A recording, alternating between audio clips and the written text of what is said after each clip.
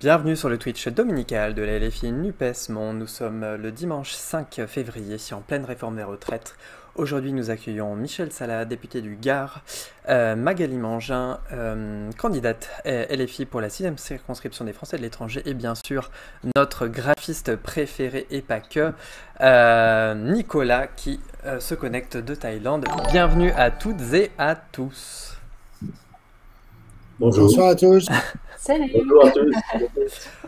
En pleine réforme des retraites, donc nous accueillons aujourd'hui notre député, notre candidate et notre graphiste préféré qui nous accompagne, Michel Salah. Michel Salah, je fais les présentations. Il est effectivement député du Gard, de la LFI, ancien cadre du secteur bancaire, membre de la commission des finances, de l'économie générale, du contrôle budgétaire, avec la suppléante actuelle Irène Lebeau. Tu es membre de la France Insoumise. Michel Salah, est-ce que je ne me trompe pas? Non, tu te trompes pas du tout, c'est tout à fait ça. Je pourrais simplement rajouter que je suis dans le Gard, mais plus précisément parce que il y a 6 circonscriptions dans le Gard et malheureusement, il n'y a qu'un seul député de la France Insoumise, un seul député de gauche, c'est moi, malheureusement. Pourtant, c'est une terre de gauche et moi, je suis dans les Cévennes et je suis dans les Cévennes. Et c'est vrai que ce lien avec la Suisse est assez particulier parce que les Cévennes, c'est une terre de protestants. Et c'est une terre de gauche, et c'est un peu parce que cette terre est protestante que j'ai été élu.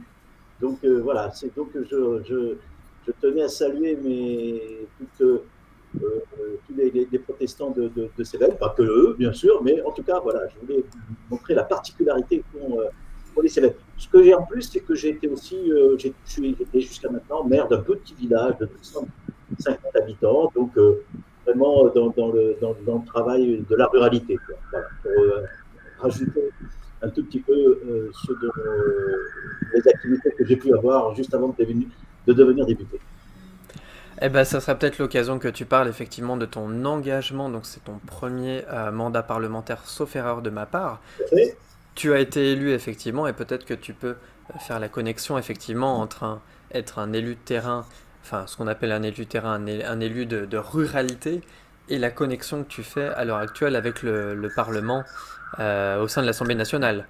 Et peut-être plus loin maintenant de nous faire un petit peu ce bilan. C'est vrai qu'on commence par le bilan, mais ça nous permet en fait de comprendre pourquoi maintenant tu es dans une bataille engagée contre cette réforme des retraites.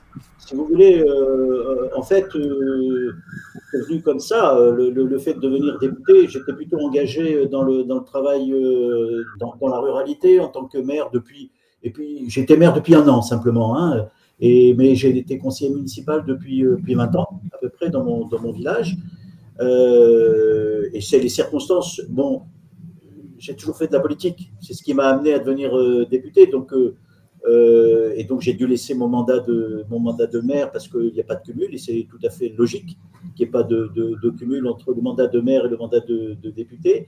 Et pour répondre à ta question, c'est vrai que on passe du tout au tout, hein.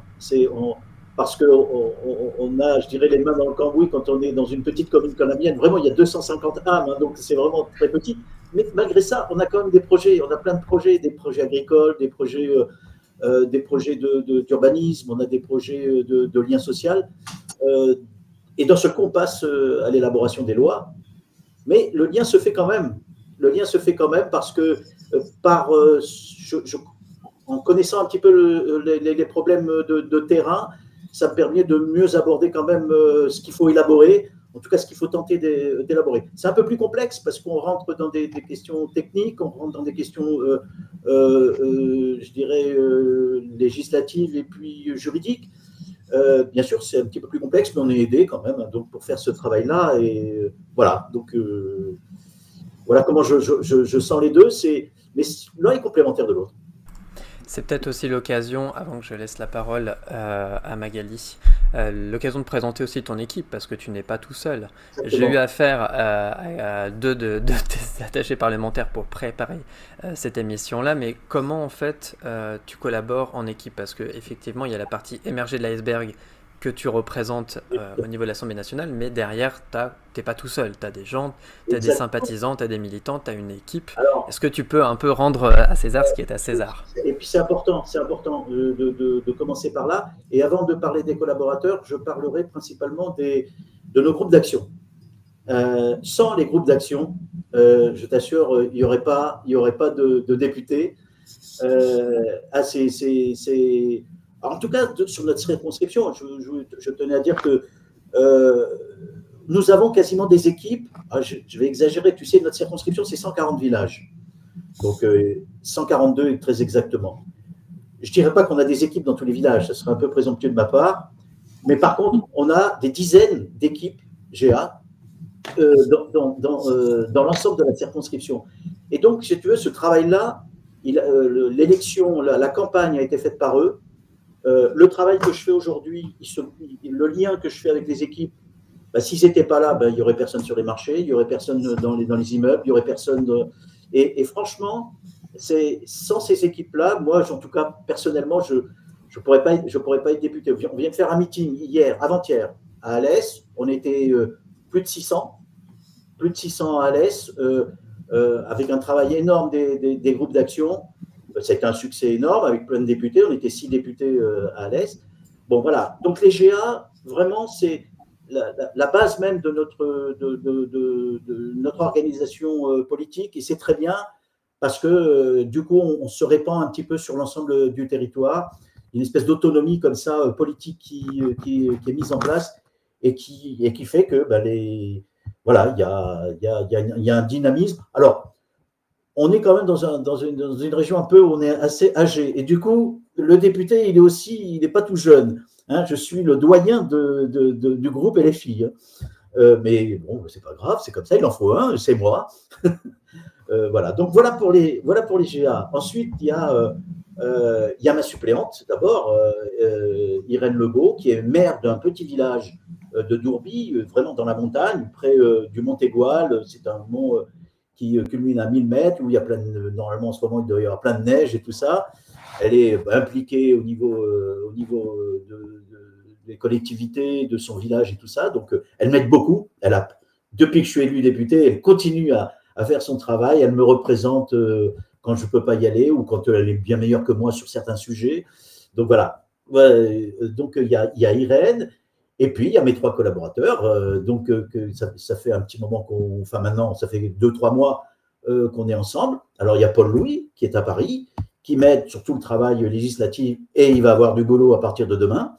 Je veux dire, il a intérêt à être en forme pour les 15 jours qui viennent.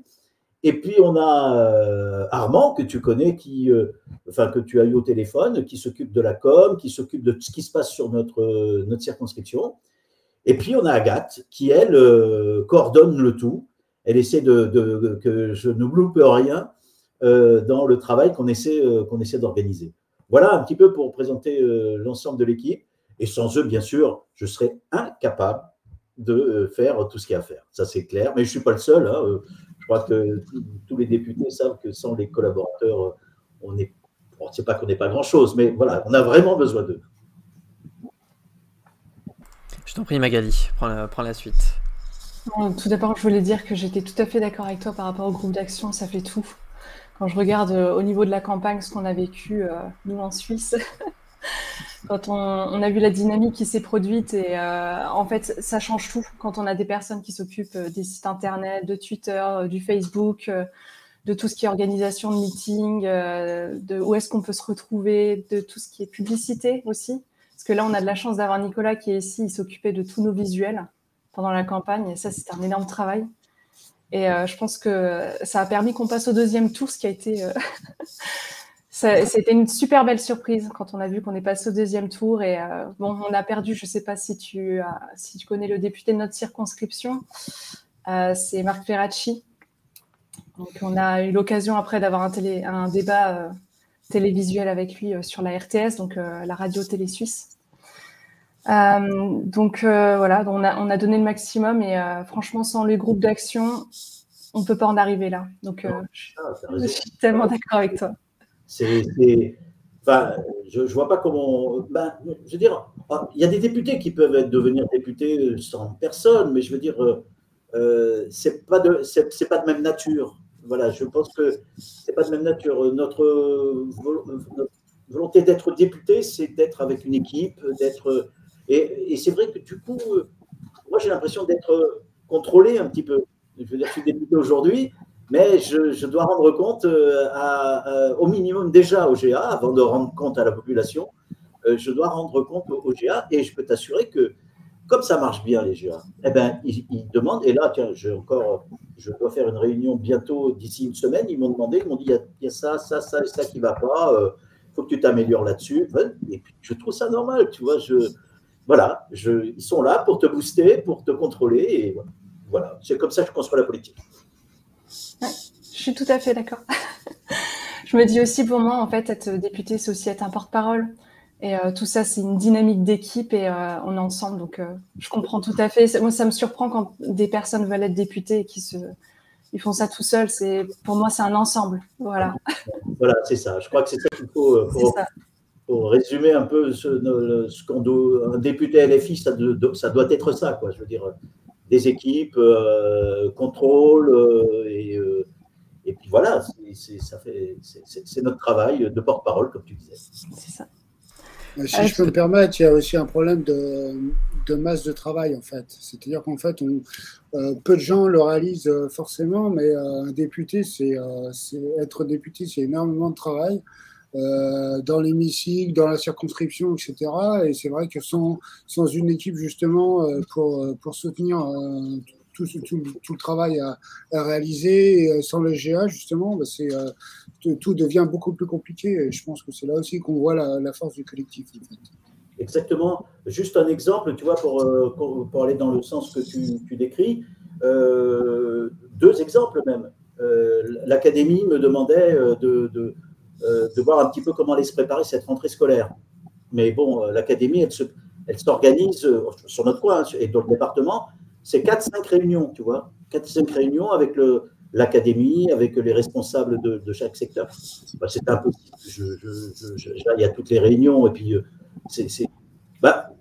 dans chaque coin, j'avais des responsables de GA que j'ai mandatés pour aller à ma place.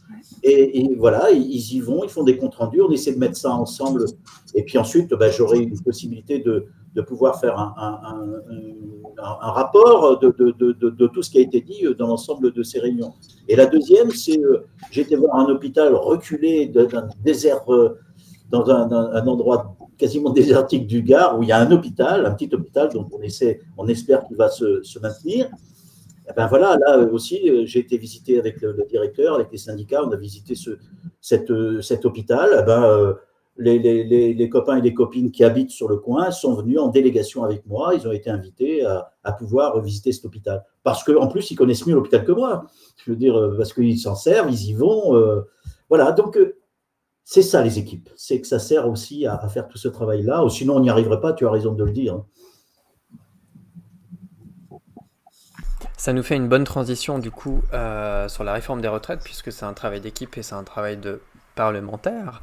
75 députés LFI plus 1 gagné, je crois que ça nous fait 76 du coup. René qui nous a récemment. Effectivement, et ça nous fait donc du coup un grossissement général de la NUPES. La réforme des retraites, du coup, comment ça se passe, comment ça a commencé, et actuellement la mobilisation dans le Gard, et comment tu l'observes, puisque tu fais quand même des allers-retours assez nombreux sur la capitale parisienne.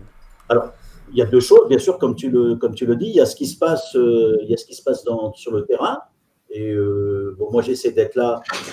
C'est d'être à toutes les manifestations à Alès, qui est, je dirais, la ville principale du nord du Gard. Moi, il y a 2 grosses villes dans le Gard. Il y a Nîmes et il y a Alès. Donc, je suis plutôt représentant du nord du Gard, des Cévennes, de toute la zone minière, ancien pays de mineurs. Et donc, dans cette partie-là, la mobilisation est très forte. Il y a une vieille tradition de lutte chez nous, donc parce qu'il y a eu ces mineurs, donc il y a eu un parti communiste très fort et qui qui est encore présent, même si c'est un peu différent aujourd'hui, les choses bougent un petit peu. Et donc, la mobilisation est très forte. On a, première manifestation, on était 7 à 8 000, la deuxième, on était 12 000, et avant-hier, on a fait un meeting, je te dis, de 700 personnes, ou 600 et quelques personnes. Donc voilà, chez nous, il y a une tradition de lutte. Et, à chaque fois qu'il y a des luttes sur les retraites, et il y en a eu ces dernières années, il y a toujours beaucoup de monde. Donc voilà, mais on sent quand même quelque chose, c'est que par rapport à d'habitude, il y a encore plus de monde, c'est-à-dire des gens qu'on ne voit pas tout le temps dans la rue, et cette fois-ci, on les a découverts. Donc voilà, on découvre des Alésiens, des gens des villages qui viennent encore plus nombreux dans manifestation. Donc par rapport aux retraites, bon, aujourd'hui, voilà, il y a le 7 qui se prépare, le 11 février qui se prépare. Moi, j'y serai pas parce que je suis obligé d'être à l'Assemblée nationale. Là, les 15 jours vont être primordiaux pour voir comment on s'organise sur la loi qu'ils veulent nous faire avaler, pour essayer qu'elle ne soit pas votée, c'est clair et net. Ou alors, où il faudrait au minimum, pour rentrer dans le sujet, que l'article 7 soit supprimé. Si cet article 7 est supprimé, alors on peut commencer à discuter, c'est-à-dire qu'on reste à 62 ans, et puisque c'est l'article qui passe de 62 à 64 ans. Donc si celui-là est supprimé, on peut discuter, mais nous, on préférera quand même discuter dans un moment de mobilisation comme celui-là pour un retour aux 60 ans. Donc voilà, donc c'est notre proposition, c'est notre base de négociation. Voilà, donc si négociation il y a, c'est sur cette base-là. Il y a eu aussi, là tu peux commencer à parler des articles et peut-être que tu peux rentrer un petit peu dans les détails, même si on l'entend beaucoup parler, de cet fameux article 47 alinéa 1, donc qui réduisait effectivement le temps parlementaire de ces 50 à 20 jours. Dans quel cadre en fait le gouvernement a-t-il utilisé cet article ? En fait, pourquoi ? C'est quoi sa démarche ? C'est quoi sa stratégie ? Sa démarche, c'est qu'il ne sait pas où il va. Il faut partir de là. Mais oui, c'est-à-dire qu'il ne sait pas où il va, c'est-à-dire qu'il ne sait pas s'il aura une majorité à l'Assemblée nationale. Et j'ai l'impression qu'il ne prend pas le chemin d'avoir une majorité à l'Assemblée nationale. Mais on verra. Je ne vais pas non plus vendre la peau de l'ours. Donc il a utilisé il a deux possibilités. Il a d'abord une première possibilité, c'est d'utiliser le 49.3. Ça, c'est à tout moment. On est dans ce qu'on appelle un PLFSSR, un projet de loi sur la sécurité sociale rectificatif. Donc, ça lui permet d'utiliser un 49.3, c'est-à-dire de tout arrêter et de décider ce qu'il a envie. Mais ça la fout très mal. Donc, il préférerait convaincre une partie de la droite pour voter avec lui sa réforme. Ce qu'il est en train de faire. Elisabeth Borne a annoncé ce matin quelques reculs sur les index seniors pour mieux faire passer la loi. Bon, je pense que ça ne suffira pas. Mais voilà, donc premièrement, il y a ce 49.3. S'il n'a pas d'accord avec les autres partis, il utilise ça, il fait ce qu'il veut, mais l'opinion publique, ça va râler quand même, parce que ça fera le 11e 49.3 sur une loi aussi importante que celle de la retraite. C'est compliqué. Donc, il s'est dit, je vais quand même… Alors oui, je rajoute quand même qu'en passant par un PLFSSR, comme on dit, un projet de loi de la sécurité sociale rectificatif, il y a un danger pour lui au niveau constitutionnalité. Parce qu'on est quand même, normalement, c'est fait pour modifier le budget de la sécurité sociale. Ce n'est pas fait pour faire une loi sur les retraites. Donc, peut-être que là, il aura du mal à faire comprendre au constitutionnel que c'est juste d'avoir pris ce véhicule-là pour faire passer cette loi pour passer de 62 à 64. Donc voilà, ça c'est la première chose. Mais il s'est aussi, en faisant ce PLFSSR, comme c'est difficile à dire, c'est aussi la possibilité de limiter la discussion. Et donc on a 50 jours. On a 50 jours parce qu'il y a un article 47.1 qu'il peut utiliser. Et on a 50 jours pour travailler. C'est-à-dire que nous avons 20 jours pour discuter au niveau du Parlement, pas plus.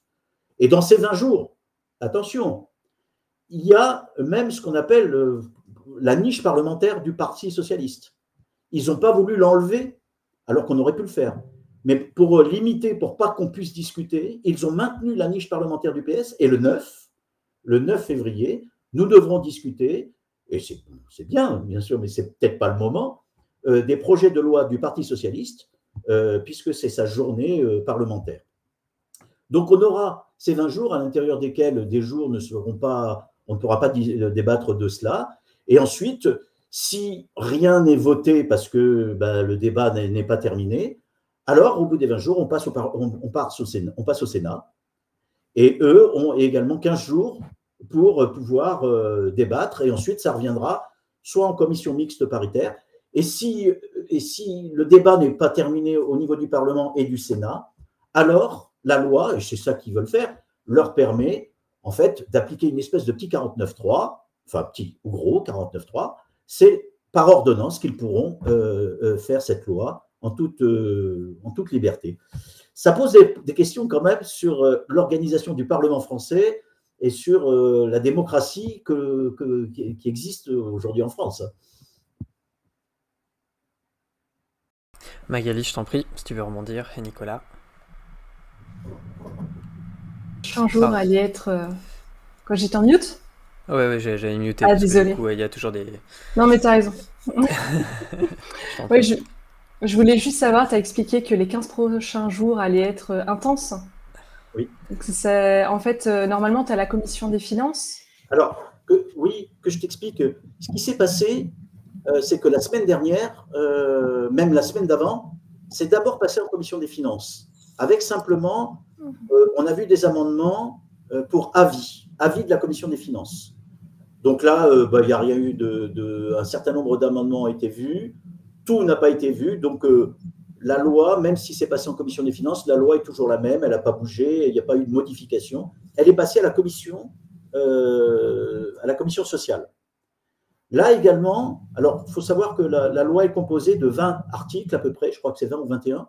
Les 6 premiers sont des articles sur les recettes que demande cette loi. Ensuite, on passe à l'article 7 qui passe de 62 à 64. Et en fait, à partir du 8e article jusqu'au 20e article, alors c'est toutes les modifications de cette loi, la pénibilité, tous les articles un peu, je dirais, d'organisation de cette nouvelle loi. Donc, en commission, c'est passé donc en commission des lois la semaine dernière, et en 3 jours, c'était limité à 3 jours, ils n'ont vu que les 2 premiers articles. Donc la loi n'a pas été votée, donc elle sera présentée en séance. Et la séance commence demain à 16h. La loi va commencer telle qu'elle était au départ, sans modification. Voilà comment les choses vont commencer. Et on va commencer par les premiers articles sur les recettes. Nicolas, tu veux réagir ? Oui, en fait, il me semble assez clair que la stratégie du gouvernement, en fait, c'est d'essayer d'éviter qu'on discute trop, justement, notamment des propositions alternatives, en fait. C'est-à-dire qu'en fait, ils essaient de faire en sorte de ne pas laisser suffisamment de temps aux autres pour proposer, justement, des alternatives à ce qu'ils nous proposent eux. Et aussi de sorte à gagner du temps, en fait.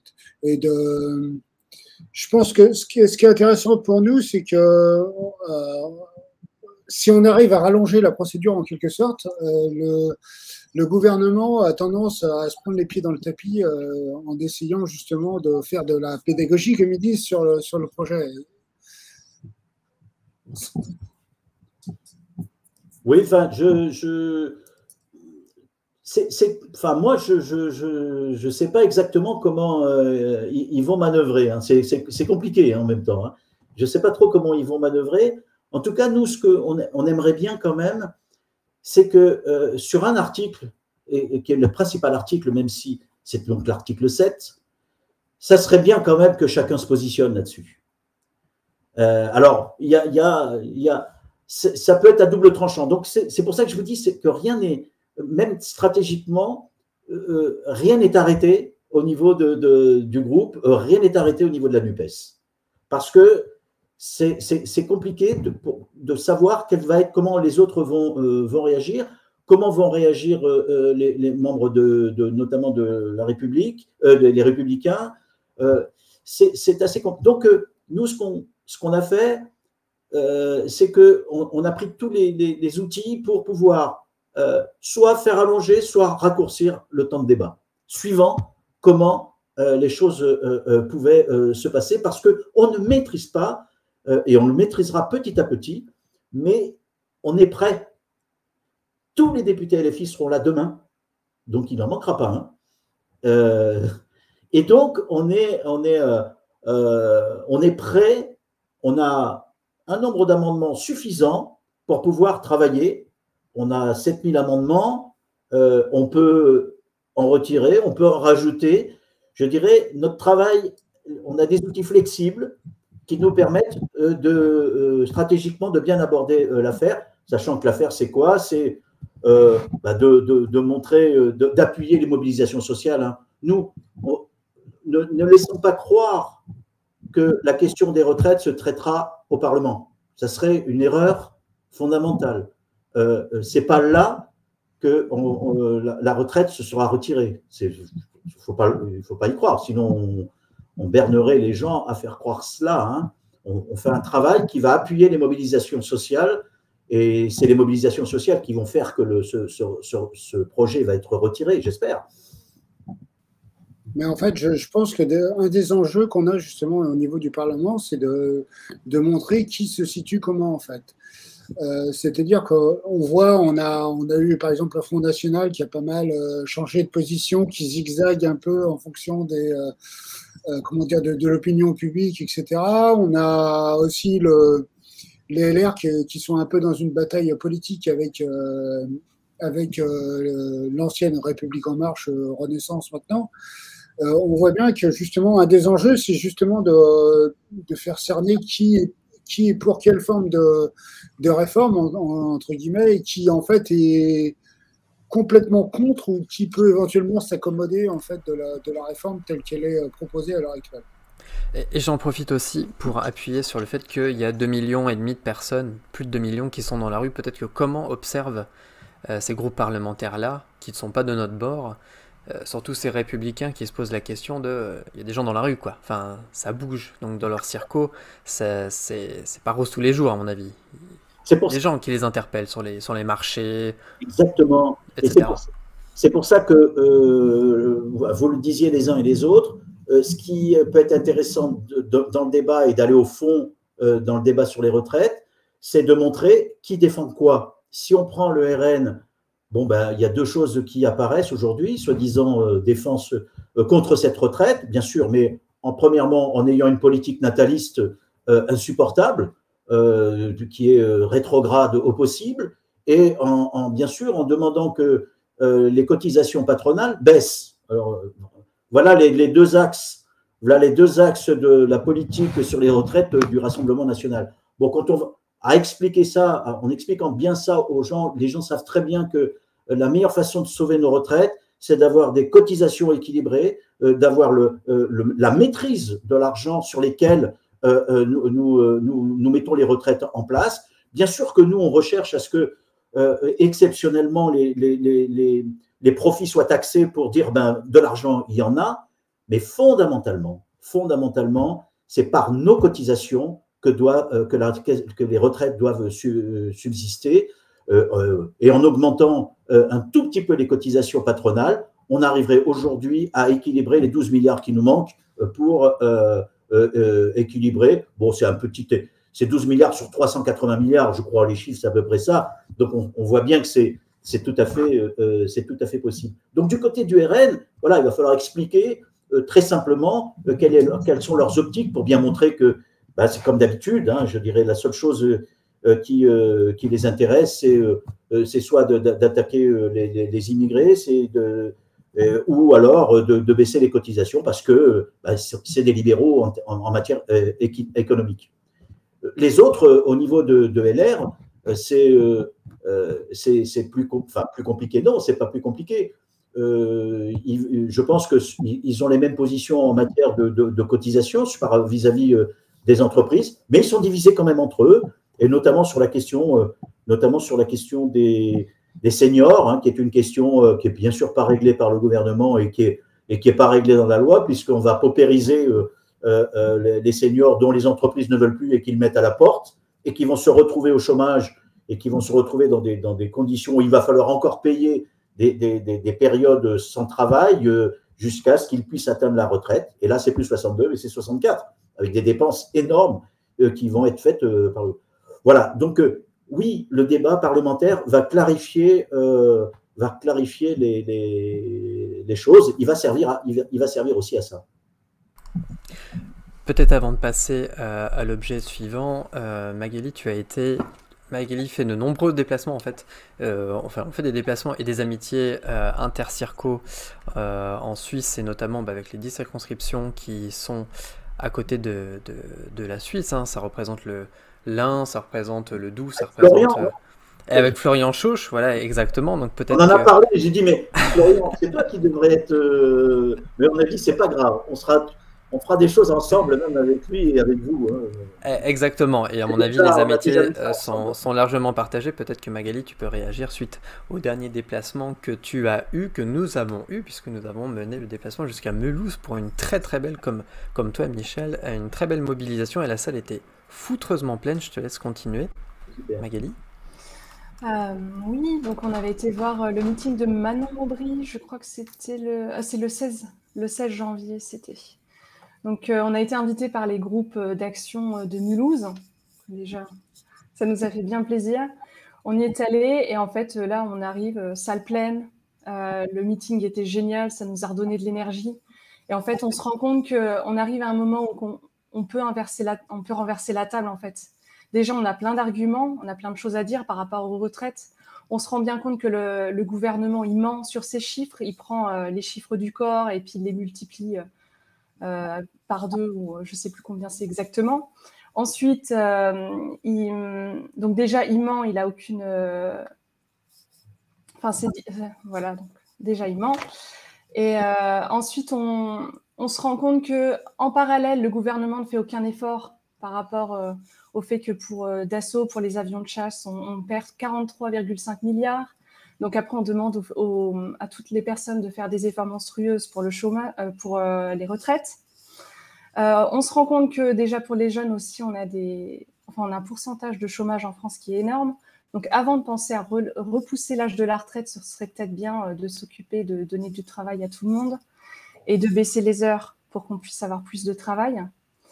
En fait, il y a plein de choses à dire. En fait, on arrive à un moment où, personnellement, je suis choquée de me rendre compte qu'à l'Assemblée nationale, il n'y a plus de débat, qu'on est déjà à 10,49,3, qu'on en arrive là. En fait, on détruit tout ce qu'on a mis en place, toute la démocratie. C'est quelque chose de précieux qu'on a et on est en train de le détruire.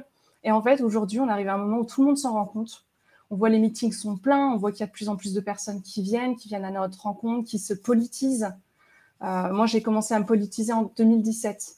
Avant, je n'étais pas politisée. Maintenant, quand je parle politique, j'ai même été candidate du coup en 2022. Maintenant, tout le monde en parle en fait. J'ai pas quelqu'un qui ne sait pas ce qui se passe actuellement.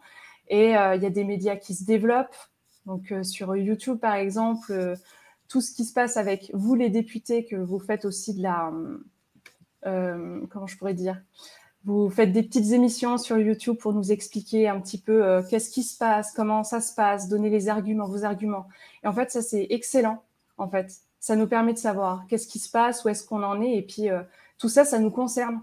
Jusqu'à maintenant, on nous a dit, en gros, laissez faire. Il y a les politiciens qui vont s'en occuper. Faut faire Sciences Po pour devenir député. Et puis là, on arrive à un moment où, en fait, ils ont tellement fait de mal, en fait. On arrive tellement à un moment critique que tout le monde se met à faire de la politique, qu'on a des candidats qui viennent de partout. Donc, on a eu l'occasion de rencontrer aussi la semaine dernière... non, c'était cette semaine. Lundi, j'ai eu l'occasion de rencontrer Stéphane Ravaquet, qui était candidat, donc c'est un boulanger, qui était candidat à Besançon. Et en fait, maintenant, ça vient de partout. On a Rachel Keke de tous les milieux, tous les corps de métier. Et ça, en fait, je pense que c'est une force. Et quand on voit ce qui se passe actuellement, toute la mobilisation, en fait, ça donne un coup de fouet, en fait. Je me dis, il n'y a pas d'autre alternative, on va y arriver. Tu as tout à fait raison, et j'espère que ce que tu dis va se réaliser. Mais ce que je trouve d'important dans ce que tu dis, c'est que ce travail de député, qui est important, hein, il faut surtout pas, il peut être fait par tout le monde. Hein. Rachel Keke nous le démontre, et elle le fait plus que bien, tu vois. Donc voilà, je pense qu'il faut. D'abord, c'est pas un travail. C'est pas un travail, c'est une représentation. On n'est pas des pros et il ne faut surtout pas qu'on devienne des pros. On a des collaborateurs pour se faire aider lorsqu'on est limite sur certains sujets. Mais surtout, il faut que tout le monde puisse devenir député. Ça, c'est essentiel. Et si on garde cette voie-là à la France insoumise, je pense qu'on est sur la bonne voie. Ah, Gauthier, t'es en mute. Ouais, j'ai vu ça. Le temps file, c'est horrible, je suis obligé de faire continuer.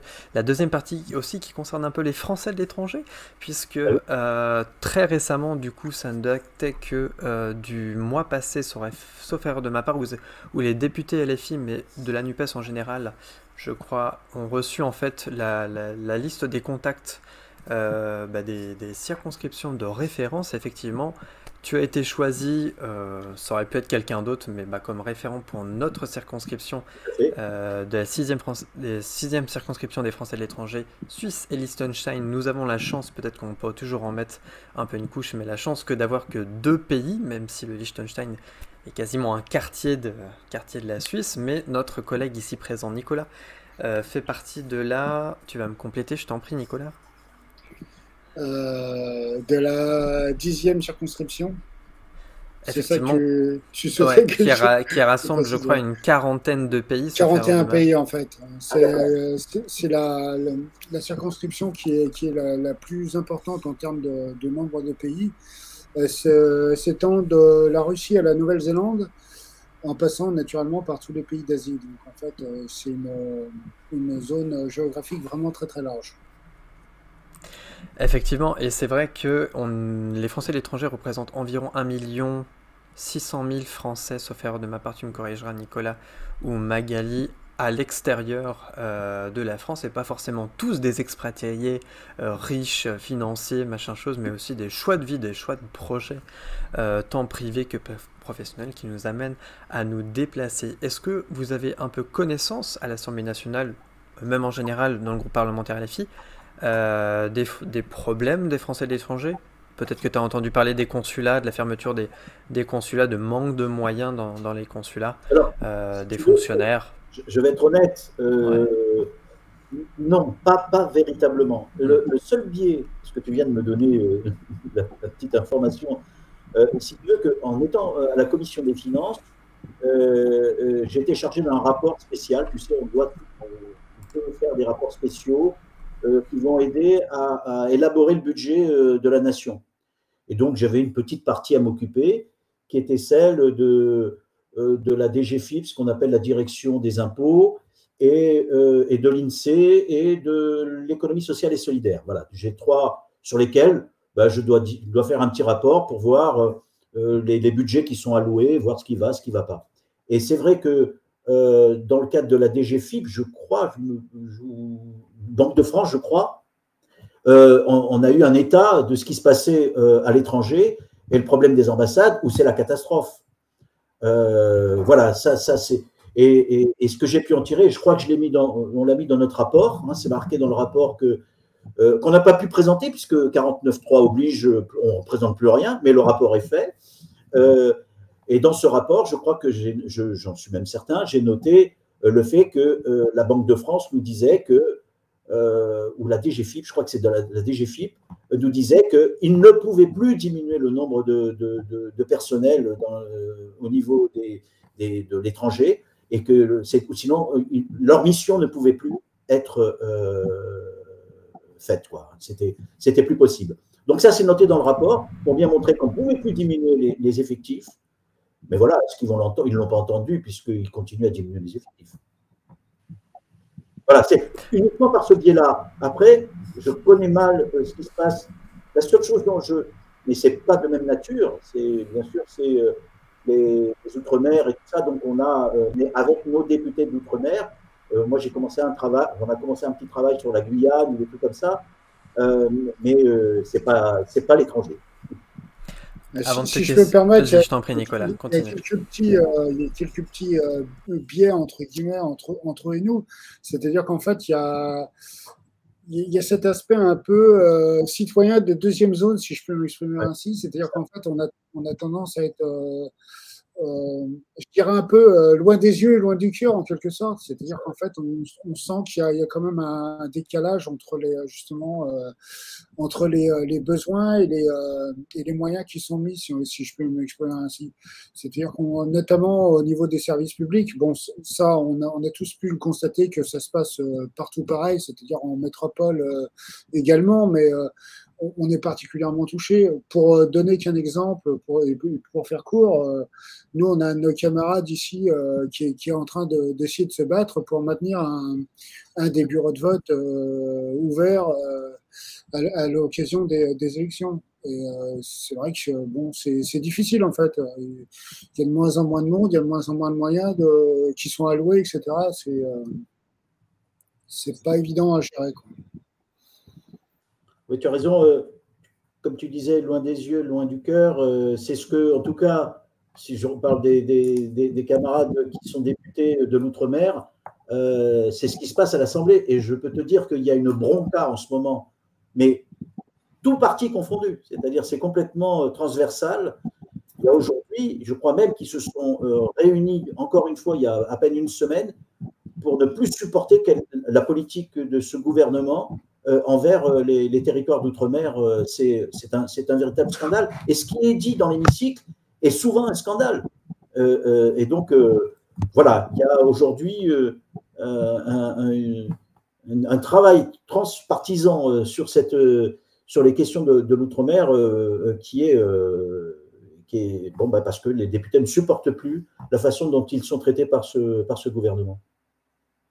Oui, en effet, ils ont fait une très belle tribune commune et c'était justement, ça faisait chaud au cœur de voir en fait que tout le monde était capable de s'agréger et qu'on avait à nouveau quelque part une forme d'unité nationale, notamment avec nos Outre-mer. Personnellement, ce qui m'a toujours choqué, justement, c'est la manière dont on se comporte avec des territoires qui font partie de la nation, à proprement parler. Je trouve ça très problématique, en fait. Oui, tout à fait, tu as raison. Oui. Après, c'est vrai que sur l'aspect plus les Français de l'étranger, pour répondre aussi à la question précise qui était posée, c'est vrai que moi, je découvre un peu ce sujet-là, hein, il faut que je sois honnête, et peut-être qu'il serait bon qu'on voit comment travailler sur les problèmes les plus importants qu'on puisse rencontrer. Et ça, je veux dire, il faut qu'on voit comment on peut faire. Je veux dire, comment on travaille là-dessus. Donc, je suis preneur d'éléments que je pourrais, je dirais, transmettre et discuter avec mes camarades pour voir comment on peut améliorer, en tout cas, un certain nombre de choses. Et je peux partager un petit visuel. On a une de nos camarades dans la Circo 9 qui nous a demandé justement d'effectuer un travail pour justement mettre en exergue quelques petits points de vue. Et je pense qu'en fait, justement, l'occasion de la réforme des retraites, c'est aussi un bon moment justement pour mettre en lumière certaines problématiques. Parce qu'en fait, bon, c'est principalement des histoires d'éducation et de retraite, bon, naturellement de fiscalité aussi un peu. Bon, c'est les principaux enjeux qu'on a à rencontrer en fait. J'ai eu j'ai eu une ressortissante française qui est, je crois, en Grèce et qui m'a écrit sur des problèmes je crois, de fiscalité complètement ubuesques et sur lesquels elle n'arrive pas à se dépatouiller. Donc voilà, j'ai un élément où je dois travailler, je ne l'ai pas fait encore, mais sur voilà, quelqu'un qui habite dans notre circonscription, mais qui est en Grèce en permanence. voilà, sur lesquels je dois, et je n'ai pas bien avancé. Mais c'est intéressant ce que tu dis là, parce que nous aussi, on pourra te faire remonter de notre circonscription de manière amicale les problèmes de retraite, les problèmes de licenciement. Effectivement, le droit du travail en Suisse, c'est une véritable feuille de papier. Et le document que nous a envoyé Jean-François de Duchet, donc, qui est élu à la coordination du pôle, corrige-moi Magali, Assemblée des Français de l'étranger. Assemblée des Français de l'étranger, puisqu'il est élu au Brésil, et effectivement ça fait froid dans le dos de savoir que notre retraite à nous sera totalement impactée par cette réforme-là, et que je crois qu'ils prendront que 25 ans. J'ai pas eu la totalité de lire le document, mais 25 années, puis qu'il faudra rallonger, ça sera jusqu'à 67 ans du coup à la fin pour partir en retraite, si et seulement par rapport à un amendement que j'arriverai mal à le dire, mais en Suisse, la retraite a été prolongée. En plus, il n'y a pas si longtemps que ça, la Suisse a perdu sa bataille des retraites. La gauche a perdu à 13 000 voix près. Alors ça serait dommage qu'en Suisse, et de manière solidaire, en Suisse, en France, pardon, mais à culpa, en France, on perd cette bataille-là, alors que c'est important, que ça impacte des millions de personnes. Et je te fais une dernière anecdote. Nous avons envoyé une newsletter, effectivement, en Suisse pour informer de cette bataille-là, et puis on a eu quand même une centaine de retours très négatifs en disant « Nous sommes très fiers de travailler, nous devons travailler jusqu'à 65 ans, 66 ans, 67 ans, si je suis en Suisse, c'est pas pour y payer des impôts, etc. etc. » Je fais mais non, nous sommes solidaires, nous sommes le peuple français, nous sommes soi-disant égalité, liberté, égalité, fraternité. Enfin, ce triptyque-là, il n'a pas que de sens de l'argent. Enfin, on a quand même un système solidaire de répartition et non de capitalisation, et c'est ce vers quoi, à mon avis, le gouvernement Macron veut arriver, quoi, concrètement. Enfin, il veut laisser ça. Après, je pense que ça dépend aussi qui est-ce qui est derrière le mail.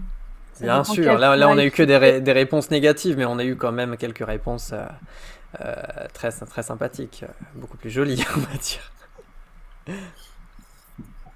Malheureusement, ce sont plus souvent les opposants qui répondent aux emailing que les sympathisants. Effectivement. Mais pour une fois, tous les collègues de la France Insoumise et sympathisants ont quand même bien reçu la newsletter qu'on avait communiquée. On va terminer par une toute petite partie, ça arrive déjà trop vite malheureusement. Tu es aussi membre de la commission, vice-présidente de la commission je l'avais sous les yeux, autant pour moi, la partie internationale.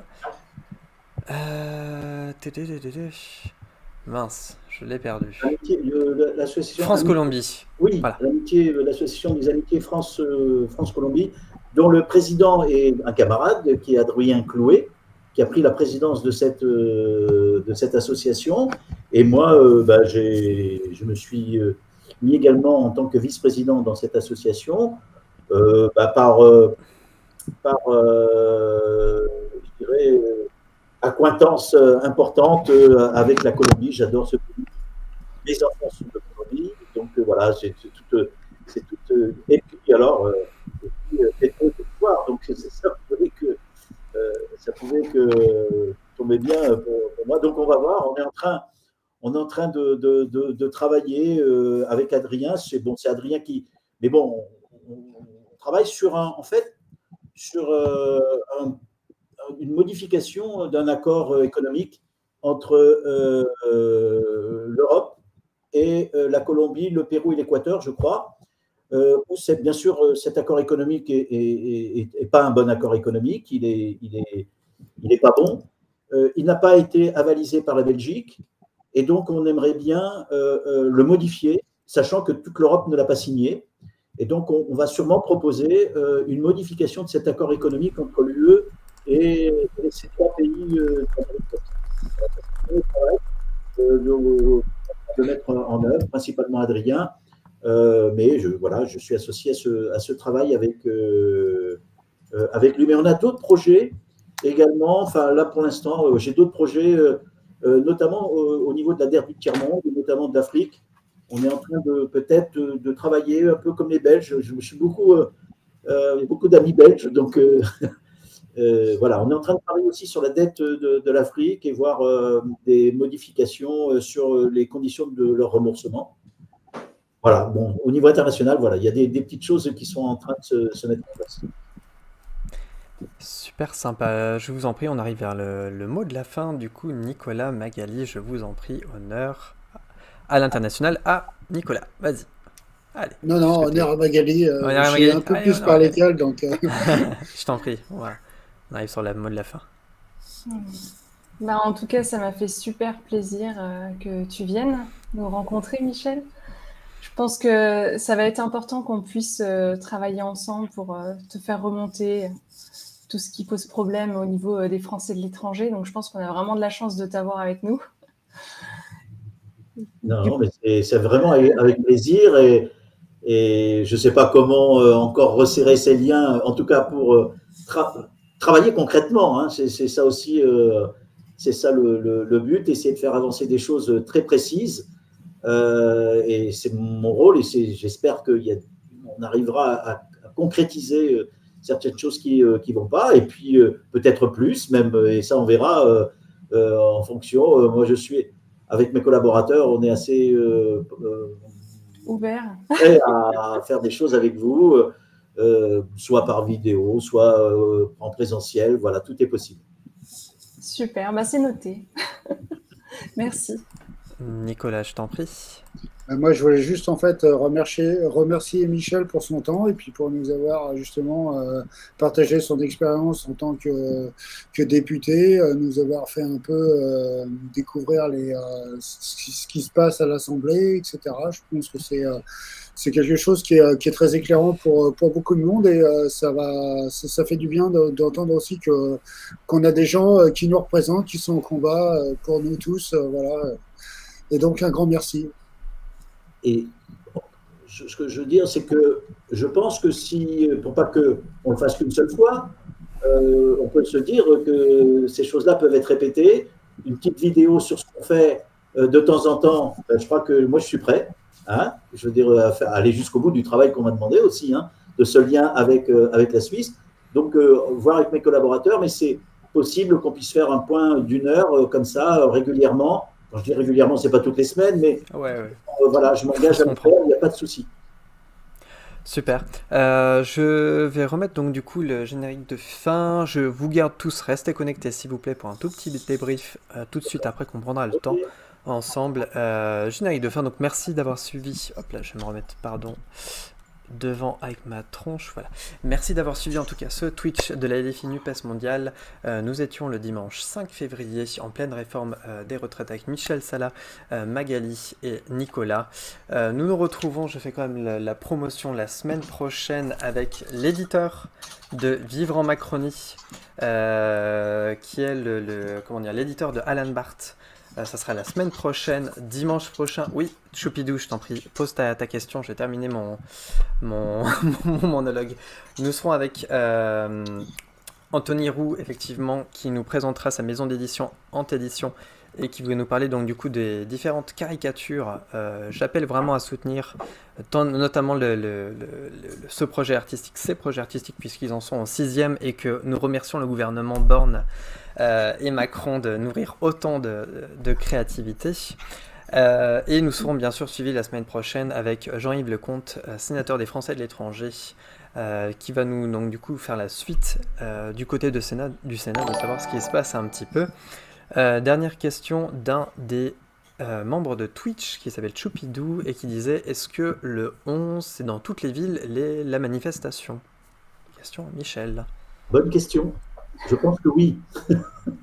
Je pense que c'est dans toutes les régions. Oui. Je ne pense pas que c'est une manifestation centrale. Ok, donc voilà, tu as ta réponse. Ça sera dans toutes les villes, dans tous les lieux: Toulouse, Bordeaux, Rennes, Strasbourg, Mulhouse, pas très loin de la Suisse, à Pontarlier. Le sens de ça, c'est de mobiliser les gens sur là où ils sont. Hein, donc, on ne va pas tous les faire monter à Paris, ça serait compliqué. Pas toujours, et puis ce qui est économiquement, effectivement, c'est pas Ceci dit, écologique. Une belle manif bien massive à Paris, ça peut avoir une certaine... Oui, c'est peut-être pas le moment encore. On va garder ça encore dans notre... Allons vers les 3 à 4 millions, voilà. Continuons la mobilisation, faisons-les grandir dans les entreprises et parmi les Français de l'étranger. En tout cas, je vous souhaite à toutes et à tous un bon dimanche. Merci de nous avoir suivis sur la chaîne Twitch. Abonnez-vous. Je vous garde tous les 3 en ligne. Restez en ligne, ne vous déconnectez pas. Je mets le générique de fin. Profitez-en. Bon dimanche à vous. Salut. Bonsoir. À la semaine prochaine.